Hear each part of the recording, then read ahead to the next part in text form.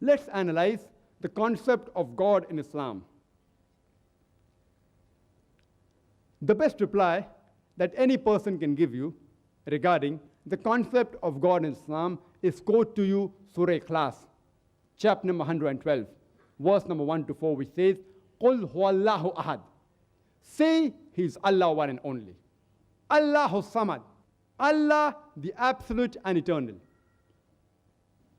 Lam yalid walam yulad. He begets not, nor is he begotten. Walam yakul lahu kufuwan ahad. There is nothing like him. This is a four-line definition of Almighty God, of Allah subhanahu wa ta'ala.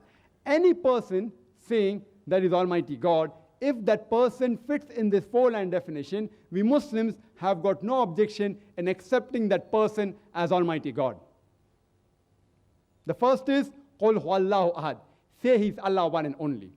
Second is, Allahu Samad. Allah the absolute and eternal. Third is, Lam yalid walam yulad. He begets not, nor is begotten. And the fourth is, Walam yakul lahu kufuwan ahad. And there is nothing like Him. This Surah Ikhlaas, chapter number 112, is the touchstone of theology.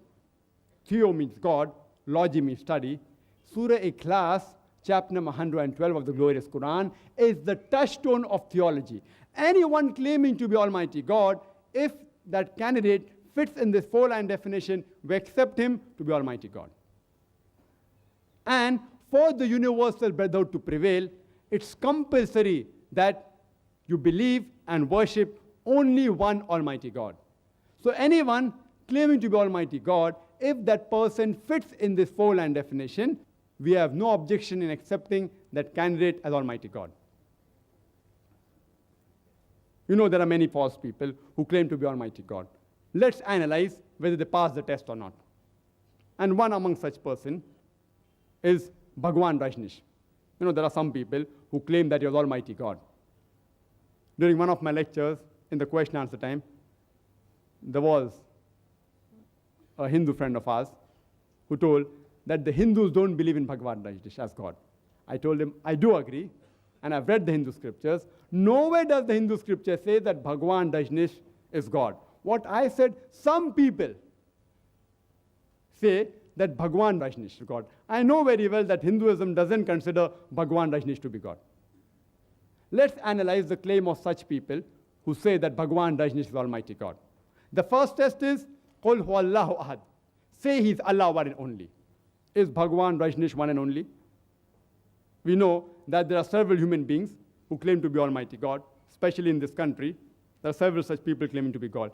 Is He one and only? But his followers may say, no, He is one and only. Let's go to the next test. Allahu Samad. Allah the absolute and eternal. Was Bhagwan Rajneesh absolute and eternal? We know from his biography that he was suffering from asthma, from chronic backache, from diabetes mellitus. And he says that the American government, when they arrested him, they gave him slow poisoning. Imagine Almighty God being slow poisoned. The third test is, Lam yalid walam yulad. He begets not, nor is begotten. And we know from his biography that Rajneesh was born in Madhya Pradesh. He had parents, mother and father, who later on became his own disciples. And in the year 1981, Rajneesh goes to America and takes thousands of Americans for a ride. And in the state of Oregon, he starts his own village known as Rajneeshpuram. Later on, the American government, they arrest him and they put him behind bars. And in 1985, he is deported. He is sent out of the country. He comes back to India in 1985, and in the city of Pune, he starts his own center, the Osho Commune.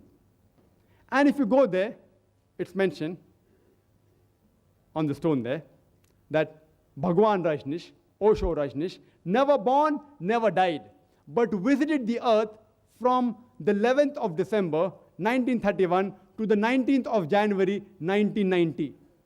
They forgot to mention that he was not given visas to 21 different countries in the world. Imagine Almighty God, He is visiting the earth and he requires visas. And the last test, Walam yakul lahu kufuwan ahad. There's nothing like him. It's so stringent that no one besides Allah subhanahu wa ta'ala, Almighty God, can pass. The moment you can compare Almighty God to anyone in the world, to anything in the world, he is not God. For example, if suppose someone says that Almighty God is 1,000 times as strong as Arnold Schwarzenegger. You know Arnold Schwarzenegger? The person who was given the title Mr. Universe, the strongest man in the universe.